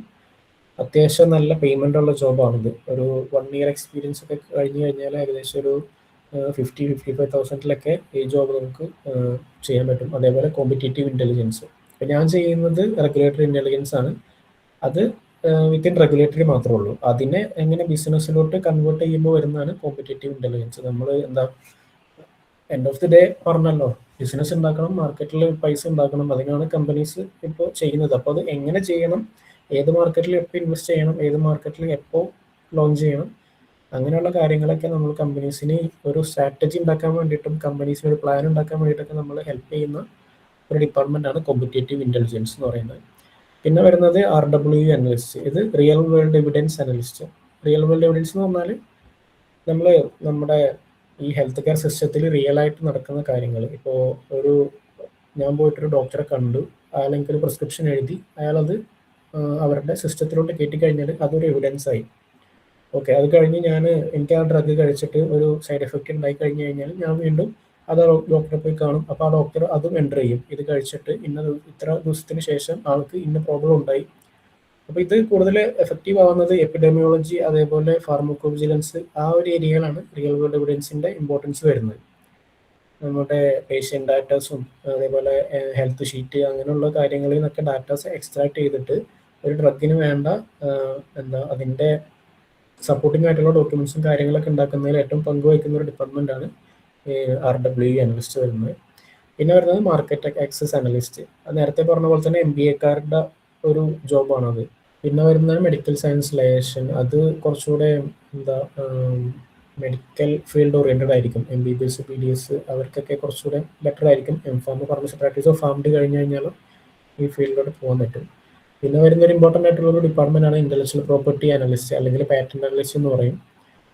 നമ്മളൊരു പുതിയ ഡ്രഗ് കണ്ടുപിടിച്ചു, അത് പുതിയതല്ലെങ്കിലോ, മനസ്സിലായില്ലേ? ഇപ്പോൾ ഓൾറെഡി എക്സിസ്റ്റ് ചെയ്യുന്ന ഒരു ഡ്രഗിന് നമ്മൾ എന്തെങ്കിലും മോഡിഫിക്കേഷൻ വരുത്തിയത് ആണെന്നുണ്ടെങ്കിൽ നമുക്ക് അത് ഓൾറെഡി എക്സിസ്റ്റിംഗ് ആയിട്ടുള്ളൊരു കമ്പനി നമുക്കെതിരെ ചിലപ്പോൾ കേസ് കൊടുക്കാം, പാറ്റന്റ് ഇൻഫ്രിഞ്ച്മെന്റിന് കേസ് കൊടുക്കുക. ഇപ്പോൾ യൂട്യൂബിലൊക്കെ കണ്ടിട്ടില്ല, ഒരാളുടെ പാട്ട് അയാളുടെ സമ്മതം ഇല്ലാതെ വേറൊരാൾ പാടി, അപ്പോൾ അതിന് കേസ് കൊടുക്കുകയാണ്. ഇപ്പോൾ ഞാൻ ഇറക്കിയ പാട്ട് എൻ്റെ സമ്മതം ഇല്ലാതെ വേറൊരാൾ വേറൊരു സിനിമയിൽ ഉപയോഗിച്ചു, അത് കേസാണ്. അതേപോലൊക്കെ തന്നെ ഓരോ ഡ്രഗിനും ഇപ്പോൾ പുതിയതായിട്ട് ഞാനൊരു സംഭവം കണ്ടുപിടിച്ചു കഴിഞ്ഞാൽ എനിക്ക് ഇത്ര കൊല്ലത്തെ എക്സ്ക്ലൂസിവിറ്റി പീരീഡ് ഉണ്ടാവും. ആ കൊല്ലത്തിൽ ഇപ്പോൾ ഒരു 17 കൊല്ലത്തെ അല്ലെങ്കിൽ 20 കൊല്ലം ഞാൻ മാത്രം മാർക്കറ്റിൽ ആ ഡ്രഗ് വിൽക്കാൻ പാടുള്ളൂ. അപ്പം എൻ്റെ സമ്മതം ഇല്ലാതെ ആ ഡ്രഗിൽ സ്റ്റഡി നടത്തിയിട്ട് ആ ഡ്രഗ് ഒരാൾ മാർക്കറ്റിൽ ഇറക്കുകയാണെന്നുണ്ടെങ്കിൽ എനിക്ക് അയാളെ സൂ ചെയ്യാൻ പറ്റും, അയാളുടെ നിന്ന് നഷ്ടപരിഹാരം അല്ലെങ്കിൽ അയാൾക്ക് ബാങ്ക് വാങ്ങിക്കൊടുക്കാനൊക്കെ പറ്റും. അപ്പം അങ്ങനെയുള്ള കാര്യങ്ങളൊക്കെ അനലൈസ് ചെയ്യുന്ന ഒരു ഡിപ്പാർട്ട്മെന്റ് ഉണ്ടാവും. അതേപോലെ സ്വന്തം പ്രൊഡക്റ്റ് അത് പുതിയതാണോ നോവലാണോ, അതേപോലെ അതിന് ഇതേപോലെ ഇൻഫ്രിഞ്ച്മെന്റിന്റെ ഇഷ്യൂസ് ഒന്നും ഇല്ലാതെ നമുക്ക് എങ്ങനെ ഇതിന് അപ്ലൈ ചെയ്യാൻ പറ്റും, അല്ലെങ്കിൽ ഓൾറെഡി പാറ്റന്റ് ഉള്ള ഒരു സംഭവത്തിന് നമുക്ക് എങ്ങനെ വെല്ലുവിളിക്കാൻ പറ്റും. ഇപ്പോൾ ഒരു പാരസെറ്റമോൾ നമ്മളൊരു ഡ്രഗ് ഓൾറെഡി ഉണ്ട്, അപ്പോൾ ഞാനും പുതിയ പാരസെറ്റമോൾ ഉണ്ടാക്കിയിട്ട് എനിക്ക് വേണമെന്നുണ്ടെങ്കിൽ ഓൾറെഡി ഉള്ള ഒരു ഡ്രഗിനെതിരെ കേസ് കൊടുക്കുക. അയാൾ പറയുന്ന ഡാറ്റാസും അയാളുടെ റിസൾട്ട് തെറ്റാണ്, എൻ്റെ ഡ്രഗാണ് കുറച്ചുകൂടി ബെറ്റർ എന്ന് എനിക്ക് വേണമെങ്കിൽ കേസ് കൊടുത്തിട്ട് ആ കേസ് ഞാൻ വിജയിച്ചു കഴിഞ്ഞാൽ എനിക്ക് 6 മാസത്തെ എക്സ്ക്ലൂസിവിറ്റി കിട്ടും. പക്ഷെ അപ്പോഴും ഇന്നോവേറ്റർ അയാൾ തന്നെ ആയിരിക്കും, പക്ഷെ എനിക്ക് 6 മാസത്തെ എക്സ്ക്ലൂസിവിറ്റി കിട്ടും. ആ 6 മാസം എൻ്റെ പ്രോഡക്റ്റ് എനിക്ക് മാർക്കറ്റ് ചെയ്യാൻ പറ്റും, അയാളുടെ പ്രോഡക്റ്റ് അയാൾക്ക് സ്റ്റോപ്പ് ചെയ്ത് വെക്കേണ്ടി പറ്റും. അപ്പം ഇങ്ങനെയൊക്കെ ഒരുപാട് കാര്യങ്ങൾ ഇതിൻ്റെ ബിഹൈൻഡിൽ നടക്കുന്നുണ്ട്. ഓരോ ഡ്രഗ് കമ്പനീസ് തമ്മിൽ വാറാണ് ആക്ച്വലി പറയുകയാണെന്നുണ്ടെങ്കിൽ. ഈ അടുത്തൊരു സീരീസ് ഇറങ്ങിയായിരുന്നു, മറ്റേ നിവിൻ പോളിൻ്റെ, എത്ര പേര് കണ്ടെന്ന് അറിയില്ല, പക്ഷെ നിങ്ങളത് കണ്ടു നോക്കുക. അതിൽ ഇതേപോലെ മാർക്കറ്റിങ്ങും ഈ അതിൻ്റെയൊക്കെ പിറകിൽ എന്താ നടക്കുന്നതെന്നൊക്കെ ഉള്ളൊരു റിയാലിറ്റി നിങ്ങൾക്ക് മനസ്സിലാവും. പിന്നെ വരുന്ന digital health specialist. Digital health നമ്മൾ ഇപ്പോൾ AI അതേപോലെ മെഷീൻ ലേണിംഗ് അങ്ങനെയുള്ള ഒരുപാട് സിസ്റ്റംസ് നമ്മളിപ്പോൾ യൂസ് ചെയ്യുന്നുണ്ട്. നമ്മുടെ മെൻ്റൽ ഹെൽത്ത്, അതേപോലെ എന്താ കാർഡിയോവാസ്കുലർ, അതേപോലെ ഒരു സംഭവത്തിൻ്റെ നമ്മൾ എക്സ്റേ എടുത്തു കഴിഞ്ഞാൽ അല്ലെങ്കിൽ റേഡിയോളജി റിസൾട്ടൊക്കെ കൊടുത്തിട്ട് ഇപ്പോൾ നമ്മൾ ഡോക്ടേഴ്സിനെ നോക്കുന്നതിലും കൂടുതൽ ഇതേപോലെ നമുക്ക് അസുഖങ്ങൾ പ്രഡിക്റ്റ് ചെയ്യാനും അങ്ങനെയൊക്കെ ഇപ്പോൾ AI യൂസ് ചെയ്യുന്നുണ്ട്. അപ്പം അങ്ങനെയുള്ള ഫീൽഡിൽ വരുന്ന ഒരു ഫീൽഡാണ് ഡിജിറ്റൽ ഹെൽത്ത് സ്പെഷ്യലിസ്റ്റ്, അതേപോലെ AIML സ്പെഷ്യലിസ്റ്റ്. നിങ്ങൾക്ക് കുറച്ചുകൂടെ ടെക്കിനോട് താല്പര്യം ഉണ്ടെന്നുണ്ടെങ്കിൽ ഈ ഒരു ഫീൽഡൊക്കെ നിങ്ങൾക്ക് തിരഞ്ഞെടുക്കാം. പിന്നെ ഹെൽത്ത് പോളിസി അനലിസ്റ്റ്, അത് കുറച്ചുകൂടെ റെഗുലേറ്ററി റിലേറ്റഡ് ആയിട്ടുള്ള ജോബാണ്. പിന്നെ ബെനിഫിറ്റ് റിസ്ക് അസസ്മെന്റ് അനലിസ്റ്റ്, അത് നമ്മുടെ എന്താ പറയുക ക്ലിനിക്കലിലും അതേപോലെ ഫാർമക്കോവിജിലൻസിലും ഒരുപോലെ വരുന്നതാണ്. പിന്നെ അതേപോലെ തന്നെ വേറൊരു ഡിപ്പാർട്ട്മെന്റ് ആണ് ബയോസ്റ്റാറ്റിക്സ്. നിങ്ങൾക്ക് 8th സെമ്മിലാണെന്ന് തോന്നുന്നു ഒരു സബ്ജക്റ്റ് ഉണ്ടല്ലോ, റിസർച്ച് മെത്തഡോളജി ആൻഡ് ബയോസ്റ്റാറ്റിസ്റ്റിക്സ്. ഇവര് ചെയ്യുന്നത് ഫുള്ള് നമ്മൾ ഈ ചെയ്യുന്ന A to Z ചെയ്യുന്ന ഡാറ്റാസ് എടുത്തിട്ട് അതിൽ നിന്ന് പാറ്റേൺസ് ഉണ്ടാക്കിയിട്ടും അങ്ങനെയൊക്കെയുള്ള ജോബായിരിക്കും ബയോസ്റ്റാറ്റായി ചെയ്യുന്നത്. പിന്നെ വരുന്ന CSV സ്പെഷ്യലിസ്റ്റ്. നമ്മൾ ഒരു ഫാർമസി തന്നെ എടുത്താൽ അവിടെ ഒരു ലാപ്ടോപ്പ് അല്ലെങ്കിൽ ഒരു ഡെസ്ക്ടോപ്പ് എന്തായാലും കമ്പൽസറി ആയിരിക്കും. അപ്പോൾ ഒരു കമ്പനിയിൽ എന്തൊക്കെ തരം കമ്പ്യൂട്ടർ സിസ്റ്റം ഉണ്ടാവും, ഓരോരോ പാറണ്ടിക്കാണെന്നുണ്ടെങ്കിൽ ഓരോരോ സോഫ്റ്റ്വെയർസ് ഉണ്ടാവും. അതേപോലെ എല്ലാ പ്രൊസീജിയറിനും ഇപ്പോൾ മാനുവൽ അല്ല, കൂടുതലും കമ്പ്യൂട്ടറൈസ്ഡ് ആണ്. അപ്പോൾ ആ സിസ്റ്റംസ് ഒക്കെ എത്രത്തോളം റൈറ്റ് വാല്യൂ ആണ് നമുക്ക് തരുന്നത്, നമ്മൾ കൊടുക്കുന്ന സംഭവം അതിനനുസരിച്ചുള്ള വാല്യൂ ആണോ നമുക്ക് തരുന്നത്, അല്ലെങ്കിൽ നമ്മൾ ഓൾറെഡി ഇൻസ്റ്റാൾ ചെയ്തിട്ടുള്ള സോഫ്റ്റ്വെയർ നമുക്ക് പ്രോപ്പർ ആയിട്ടുള്ള ആൻസർ ആണ് തരുന്നത്. അപ്പം ഇങ്ങനെയുള്ള കാര്യങ്ങളൊക്കെ നമ്മൾ ഇപ്പോൾ ഉദാഹരണത്തിന് ഇപ്പോൾ ഒരു അസിഡിറ്റി നോക്കുന്ന ഒരു മെഷീൻ ഉണ്ടല്ലോ, ആ മെഷീനിൽ നമ്മൾ അസിഡിറ്റി നോക്കി നമുക്കിപ്പോൾ ഒരു 7.5 കിട്ടി, നാളെ നോക്കിക്കഴിഞ്ഞാൽ ചിലപ്പോൾ 7.6 ആവാം, ഒരു മാസം കഴിഞ്ഞ് നോക്കിക്കഴിഞ്ഞാൽ ചിലപ്പോൾ അത് കൂടി 7.7 ആവാം. അപ്പോൾ അതിൽ വേരിയേഷൻസ് വരുന്നുണ്ട്. അപ്പോൾ നമുക്ക് കറക്റ്റ് വാല്യൂ അല്ല കിട്ടുന്നതെന്ന് മനസ്സിലാക്കി കഴിഞ്ഞാൽ നമ്മൾ അതിന് കാലിബ്രേഷൻ നടത്തും. കാലിബ്രേറ്റ് ചെയ്ത് കഴിഞ്ഞ് കഴിഞ്ഞാൽ പിന്നെ അത് വാലിഡേറ്റ് ചെയ്യും. അങ്ങനെയുള്ള കാര്യങ്ങൾ നമ്മൾ ഇൻസ്ട്രുമെന്റ്സിന് ചെയ്യുന്ന പോലെ തന്നെ നമ്മുടെ കമ്പ്യൂട്ടറിനും ഈ കാര്യങ്ങളൊക്കെ ചെയ്യണം. നമ്മുടെ സോഫ്റ്റ്വെയർസിനും കമ്പ്യൂട്ടേഴ്സിനൊക്കെ ഇങ്ങനെയുള്ള കാര്യങ്ങളൊക്കെ ചെയ്യണം. അപ്പോൾ ആ ഒരു ജോബാണ് കമ്പ്യൂട്ടർ സിസ്റ്റം വാലിഡേഷൻ, ആ ഒരു ഡിപ്പാർട്ട്മെന്റാണ് ചെയ്യുന്നത്. അതിന് ഫാർമസിയായിട്ട് ബന്ധമുണ്ടോ എന്ന് ചോദിച്ചാൽ ഇല്ല, കൂടുതലും കമ്പ്യൂട്ടർ സയൻസിലുള്ള ആൾക്കാരായിരിക്കും അവർ ചൂസ് ചെയ്യുന്നത്. പക്ഷേ ഇതൊരു ഫാർമ ഫീൽഡിൽ വരുന്ന ജോബാണ്, അതുകൊണ്ടാണ് ഞാൻ അതിൽ ഇൻക്ലൂഡ് ചെയ്തത്. പിന്നെ വരുന്നത് കാപ്പ സ്പെഷ്യലിസ്റ്റ്. കാപ്പയുടെ ഫുൾ ഫോം ആർക്കെങ്കിലും അറിയും? ഇവിടെയുള്ളതിൽ ആരെങ്കിലും അറിയാമെന്നുണ്ടെങ്കിൽ റിപ്ലൈ തരാം. കാരണം ക്വാളിറ്റി അഷുറൻസ് ഒക്കെ നിങ്ങൾ എന്തായാലും 6th സെമ്മിൽ പഠിച്ചതല്ലേ, അതിലൊക്കെ ചിലപ്പോൾ വന്നു പോയിട്ടുണ്ടാവും ഈ ഒരു വേർഡ്. അപ്പോൾ കാപ്പ എന്ന് പറഞ്ഞാൽ കറക്റ്റീവ് ആക്ഷൻ, പ്രിവെൻറ്റീവ് ആക്ഷൻ. അതാണ് നമ്മുടെ ഒരു ഫാർമ ലൈഫ് സൈക്കിളിൽ എന്തെങ്കിലും ഒരു വേരിയേഷൻ അല്ലെങ്കിൽ എന്തെങ്കിലും ഒരു പ്രശ്നം വന്നു കഴിഞ്ഞു കഴിഞ്ഞാൽ അത് എങ്ങനെ കറക്റ്റ് ചെയ്യാൻ പറ്റും, അതിന് വരാതിരിക്കാൻ വേണ്ടിയിട്ട് നമുക്ക് എന്ത് ചെയ്യാൻ പറ്റും, അങ്ങനെയുള്ള കാര്യങ്ങൾ ചെയ്യുന്ന ഒരു ഡിപ്പാർട്ട്മെൻറ്റാണ് ഈ ഒരു വർക്ക് ചെയ്യുന്നത്. പിന്നെ വരുന്നത് കൺസൾട്ടിങ് A to Z കാര്യങ്ങളിൽ കൺസൾട്ടിങ് ഉണ്ടാവും, മാർക്കറ്റിൽ ഉണ്ടാവും. അതേപോലെ CROs വഴി നമുക്ക് ക്ലിനിക്കൽ റിസർച്ചിൻ്റെ ഇതിൽ നമുക്ക് കൺസൾട്ട് ചെയ്യാൻ പറ്റും. അതേപോലെ റെഗുലേറ്ററി വർക്കാണെന്നുണ്ടെങ്കിൽ അങ്ങനെ കൺസൾട്ടിങ് കാര്യങ്ങൾ ഉണ്ടാവും. ഇതൊക്കെയാണ് കുറച്ചുകൂടെ എക്സ്ട്രാ ജോബ് റോൾസ് ഉള്ളത് ഇപ്പോൾ അവൈലബിൾ ആയിട്ടുള്ളത്, എൻ്റെ അറിവിലുള്ളത് കേട്ടോ. ഇനിയിപ്പോൾ ഇതിൽ കൂടുതൽ ജോബ്സ് ഉണ്ടാവാം. ഇതൊക്കെ ഞാൻ ഈ അടുത്തറിയുന്ന ജോബുകളൊക്കെയാണ് ഇതിലൊട്ടുമിക്കതും. ഇതിൽ കൂടുതൽ ഉണ്ടാവാം. പിന്നെ നമ്മുടെ B.Pharm കഴിഞ്ഞിട്ട് അല്ലെങ്കിൽ മാസ്റ്റേഴ്സ് കഴിഞ്ഞിട്ടുള്ള സ്കോപ്പ് എന്തൊക്കെയാണ്? നമ്മളിപ്പോൾ പറഞ്ഞ ഇത്രയും കാര്യങ്ങൾ അത് ഈ ഒരു 6 കാര്യങ്ങളിൽ ബാധകമാണ്. നമുക്ക് മെഡിക്കൽ ഡിവൈസിൻ്റെ ഫീൽഡ് എടുത്താൽ ഈ പറഞ്ഞ എല്ലാ ജോബും ഇതിൽ വരും. ബയോളജിക്സ് എടുത്തു കഴിഞ്ഞാലും ഹെർബൽ എടുത്താലും കോസ്മെറ്റിക് ആണെന്നുണ്ടെങ്കിലും ഒബ്വിയസ്ലി നമ്മളെ ഡ്രഗ് ആണെന്നുണ്ടെങ്കിലും ഈ പറഞ്ഞ എല്ലാ ജോബും ഇതിലും ബാധകമാണ്. അപ്പോൾ എന്താ ഇൻറ്റു ടൈം 6 ആയില്ലേ. മെഡിക്കൽ ഡിവൈസ് മാത്രമുള്ള കമ്പനീസ് ഉണ്ടാവും, ഡ്രഗ് മാത്രമുള്ള കമ്പനീസ് ഉണ്ടാവും, ചിലപ്പോൾ രണ്ടുമുള്ള കമ്പനീസ് ഉണ്ടാവും. അപ്പോൾ അത്രത്തോളം ജോബ് ഓപ്പർച്യൂണിറ്റീസ് മൾട്ടിപ്ലൈ ചെയ്യാണ് ചെയ്യുന്നത്. പിന്നെ ഇപ്പോൾ UG എടുക്കണോ അല്ലെങ്കിൽ PGക്ക് പോകണോ, UG വെച്ച് നിർത്തണോ, PhD വേണോ, എന്താ ഭാവി പരിപാടി എന്താ, അങ്ങനെയുള്ള കാര്യങ്ങളൊക്കെ നിങ്ങൾ ഡിസ്കസ് ചെയ്യുകയാണെന്നുണ്ടെങ്കിൽ എപ്പോഴും ലോങ് റണ്ണിലോട്ട് പോകുമ്പോൾ ഒരു പോസ്റ്റ് ഗ്രാജുവേറ്റ് എങ്കിലും മിനിമം വേണം. അത് ഇമ്പോർട്ടൻ്റ് ആണ്. ഒരു ലോങ് റൺ നിങ്ങളിപ്പോൾ ഒരു 5 കൊല്ലം 6 കൊല്ലം കഴിഞ്ഞിട്ട് ഉള്ള അവസ്ഥ ആ ഒരു സമയത്ത് നോക്കുകയാണെന്നുണ്ടെങ്കിൽ എപ്പോഴും എന്തുകൊണ്ടും ഒരു PG ഡിഗ്രി നിങ്ങളുടെ കയ്യിലുള്ളത് നല്ലതാണ്. ഇൻഡസ്ട്രിയിൽ അങ്ങനെ PhD വേണ്ട, പക്ഷെ അക്കാദമിക്സിലോട്ടോ അല്ലെങ്കിൽ ഹയർ പൊസിഷനിലോട്ടൊക്കെ പോകുകയാണെന്നുണ്ടെങ്കിൽ അത്യാവശ്യം ഒരു ഡോക്ടർ, നിങ്ങളുടെ പേരിന് മുന്നിൽ ഒരു ഡോക്ടറിനും കൂടെ ഉള്ളത് നല്ലതാണ്. സാർ, ആഫ്റ്റർ B.Pharm കഴിഞ്ഞിട്ട് നമുക്ക് ഡയറക്റ്റ് M.Pharm അല്ലെങ്കിൽ PG എന്തെങ്കിലും ചെയ്യുന്നതാണോ ബെറ്റർ ഓപ്ഷൻ, അതോ ജോബിന് അപ്ലൈ ചെയ്യുന്നതാണോ ബെറ്റർ ഓപ്ഷൻ? ഞാൻ ഇപ്പോൾ തന്നെ പറഞ്ഞു നിർത്തിയിട്ടുള്ളത് നമ്മളെപ്പോഴും ജോബിനേലും കൂടുതൽ അതാ പറഞ്ഞത്. നിനക്കിപ്പോൾ ഫാമിലി ഇഷ്യൂസോ അങ്ങനെ എന്തെങ്കിലുമൊക്കെ ഉണ്ട്, എത്ര പെട്ടെന്ന് ജോലിയാണ് വേണ്ടതെന്നുണ്ടെങ്കിൽ ഒബ്വിയസ്ലി നമുക്ക് ജോലിക്ക് പോവാം. അവിടെ നിങ്ങൾക്ക് വേറെ ഓപ്ഷൻ ഇല്ല. പക്ഷേ ഒരു 10 കൊല്ലം കഴിഞ്ഞ് നിനക്ക് പ്രൊമോഷനൊക്കെ വേണ്ടേ, മാനേജറൊക്കെ ആവണ്ടേ, ആ ഒരു സമയത്തോട്ടൊക്കെ എന്നുണ്ടെങ്കിൽ നിനക്ക് കോമ്പറ്റേറ്റേഴ്സ് ആയിട്ട് ഉണ്ടാവുക ചിലപ്പോൾ PhD കഴിഞ്ഞവർ അല്ലെങ്കിൽ M.Pharm കഴിഞ്ഞവരൊക്കെ ആയിരിക്കും. ആ ഒരു സമയത്ത് സെയിം റോൾ ഇപ്പോൾ സീനിയർ അസോസിയേറ്റ് ഒക്കെ ആയിട്ട് നിൽക്കുകയാണ്. ഇനിയിപ്പോൾ ഒരു അസിസ്റ്റന്റ് മാനേജർ അല്ലെങ്കിൽ ഡെപ്യൂട്ടി മാനേജറൊക്കെ ആവുന്ന സമയത്ത് ക്വാളിഫിക്കേഷൻ മാറ്റർ ചെയ്യും. ഒരു 8 കൊല്ലം 10 കൊല്ലം കഴിഞ്ഞ് നിൽക്കുന്ന സമയത്ത് നിനക്കപ്പോഴും B.Pharm തന്നെയായിരിക്കും. പക്ഷേ നിന്റെ കോമ്പറ്റേറ്റേഴ്സിന് ചിലപ്പോൾ M.Pharm PhD ഉണ്ടാവും. അപ്പോൾ ഒബ്വിയസ്ലി കമ്പനി അവരെയായിരിക്കും ചൂസ് ചെയ്യുക. അപ്പോൾ ലോങ് റണ്ണിൽ എപ്പോഴും ഹയർ ഡിഗ്രി നമ്മുടെ CVയിലുള്ളതായിരിക്കും ഏറ്റവും ബെറ്റർ. ഇനിയിപ്പോൾ ഫാർമ ഫീൽഡ് തന്നെ ഡിസ്പെൻസിങ് അങ്ങനെയാണെന്നുണ്ടെങ്കിൽ B.Pharm is more than enough. M.Pharmൻ്റെ ഒന്നും ആവശ്യമില്ല.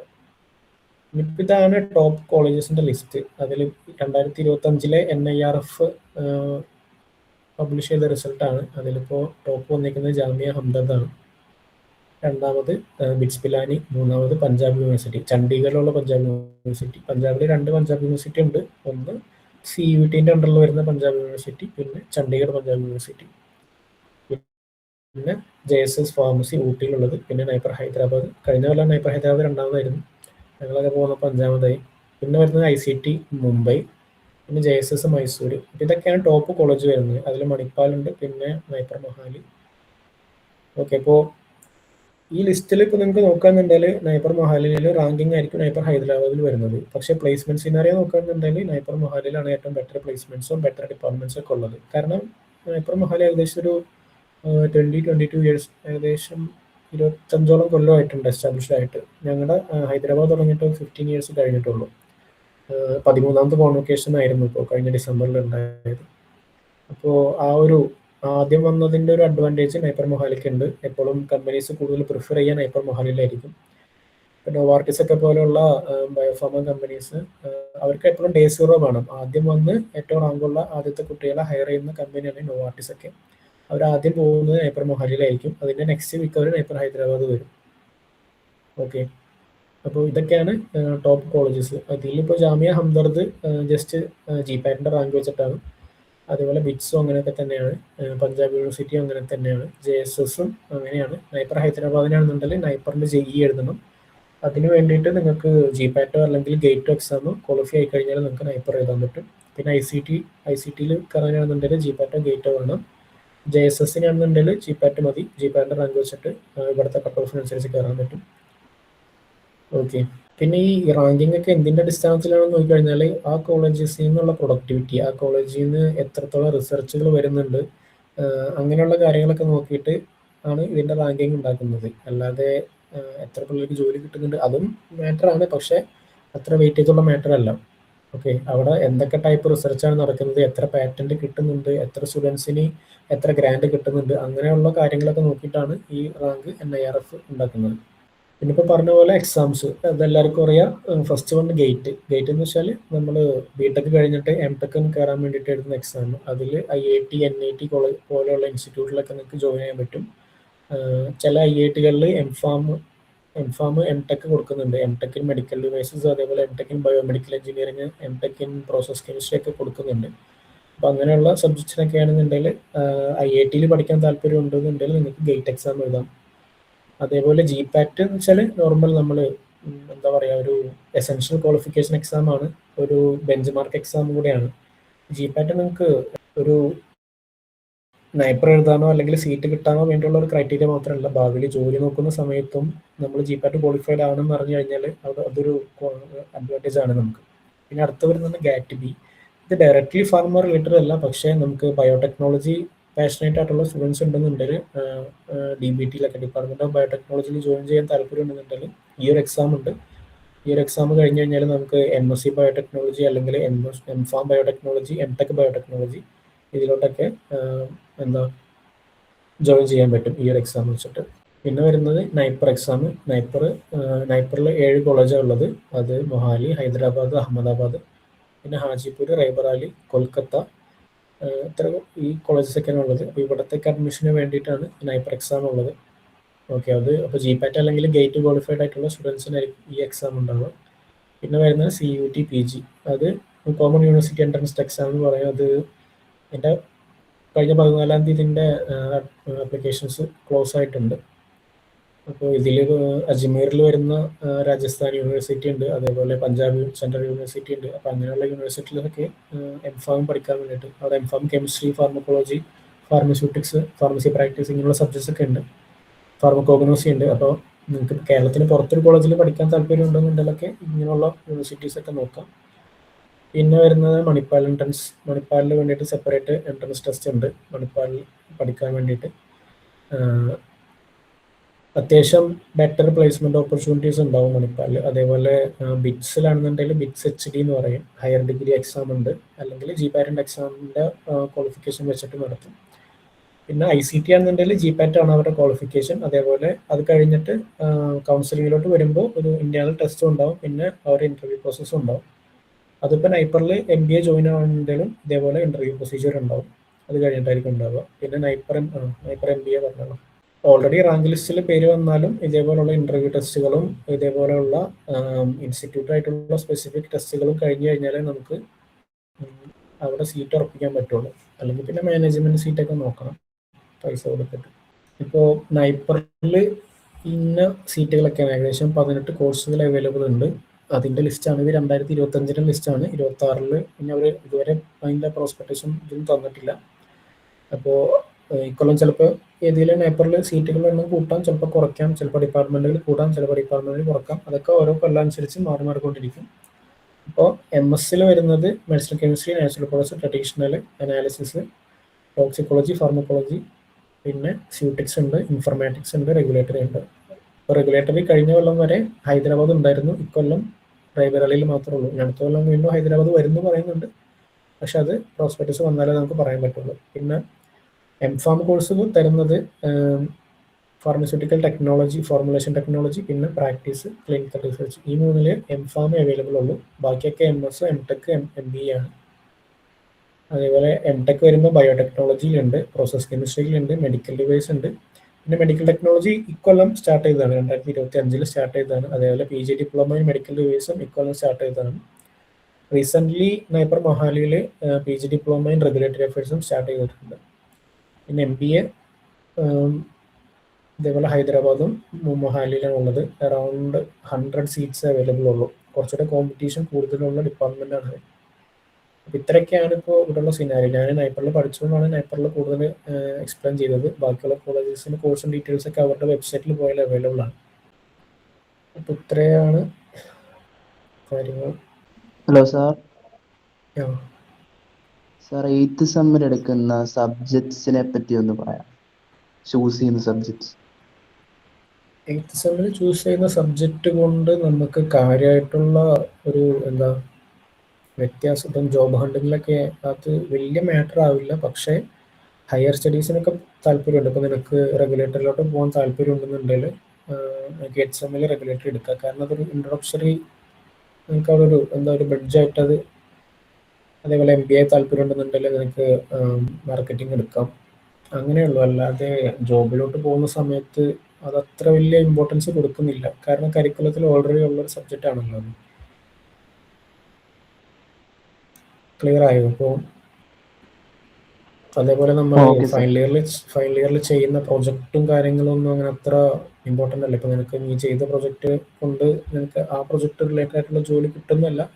ആ റിലേറ്റഡ് ആയിട്ടുള്ള ഇൻ്റർവ്യൂ ഇരിക്കുമ്പോൾ നീ ഇത് ചെയ്തിട്ടുണ്ടല്ലോ എന്ന് ഇൻ്റർവ്യൂവിന് മനസ്സിലാവും. അപ്പോൾ കുറച്ചുകൂടെ റിലേറ്റഡ് ആയിട്ടുള്ള ഒരു ഫീൽഡിൽ നിന്നാണ് നീ വന്നത്. അപ്പോൾ നിനക്ക് കുറച്ചുകൂടി ഒരു അഡ്വാൻറ്റേജ് ഉണ്ടാവും.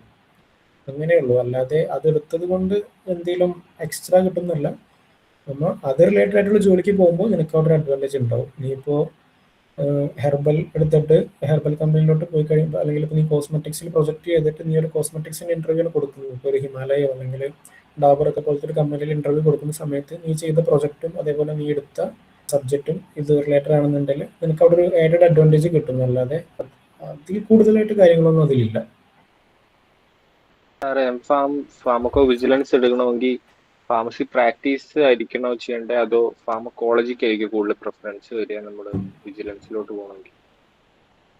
വിജിലൻസ് ഫീൽഡിൽ പോകണമെങ്കിൽ കുറച്ചുകൂടി ബെറ്റർ ആയിട്ട് എടുക്കാൻ പറ്റിയ ഫാർമസി പ്രാക്ടീസ് ആയിരിക്കും വിജിലൻസിലോട്ട്. ഫാർമക്കോളജി കൂടുതൽ R&D ഓറിയൻറ്റഡ് ആയിരിക്കും. നമ്മൾ പഠിക്കുന്ന കാര്യങ്ങളൊക്കെ R&D ഓറിയൻറ്റഡ് ആയിരിക്കും. അനിമൽ സ്റ്റഡീസും അതേപോലെ ഇൻവിട്രോ, ഇൻവിവോ, DMPK അങ്ങനെയുള്ള സ്റ്റഡീസ് ഒക്കെ ആയിരിക്കും നമ്മളോട് കൂടുതൽ ചെയ്യുന്നത്.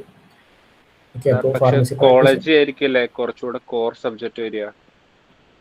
അതാ പറഞ്ഞത്, ഫാർമസി പ്രാക്ടീസും ഏകദേശം അതേ വാല്യൂ തന്നെ ഉള്ളത്. ഫാർമക്കോളജിയും അതേപോലെ ഫാർമസി പ്രാക്ടീസും അതേപോലെ ഫാർമഡിയും ഈക്വലി ക്വാളിഫൈഡ് ആണ് ഈ ഒരു സബ്ജക്റ്റിലോട്ട് പോകാൻ വേണ്ടിയിട്ട്.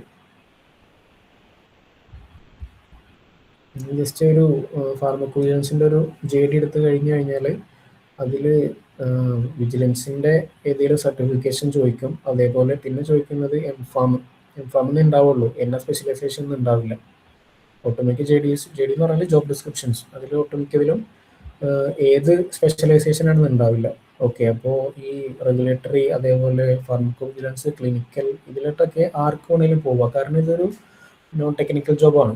ടെക്നിക്കൽ ജോബ് എന്ന് പറയുമ്പോൾ ഈ R&D, പ്രൊഡക്ഷൻ അങ്ങനെയുള്ള കാര്യങ്ങളൊക്കെയാണ് ടെക്നിക്കൽ ജോബ് എന്ന് പറയുക. നോൺ ടെക്നിക്കൽ ജോബിൽ ജസ്റ്റ് അവർ മാസ്റ്റേഴ്സ് ക്വാളിഫിക്കേഷൻ പറയുള്ളൂ. പിന്നെ അത് കഴിഞ്ഞിട്ട് അവർക്ക് സ്ക്രീനിങ് ക്രൈറ്റീരിയയാണ് ഈ കോളേജ് ഫാർമസി പ്രാക്ടീസ്. ഇപ്പോൾ ഞാനാണ് ഇൻ്റർവ്യൂ വരുന്നുണ്ടെങ്കിൽ സ്യൂട്ടിക്സിൽ 5 പേരുണ്ട്, ഫാർമസി പ്രാക്ടീസിൽ 2 പേരുണ്ട്, കോളേജിൽ 2 പേരുണ്ട്. ഞാൻ സ്യൂട്ടിക്സിൽ 5 പേരെ സ്ക്രീൻ ചെയ്തിട്ട് ബാക്കി 4 പേരായിരിക്കും ഷോർട്ട് ലിസ്റ്റ് ചെയ്യാം.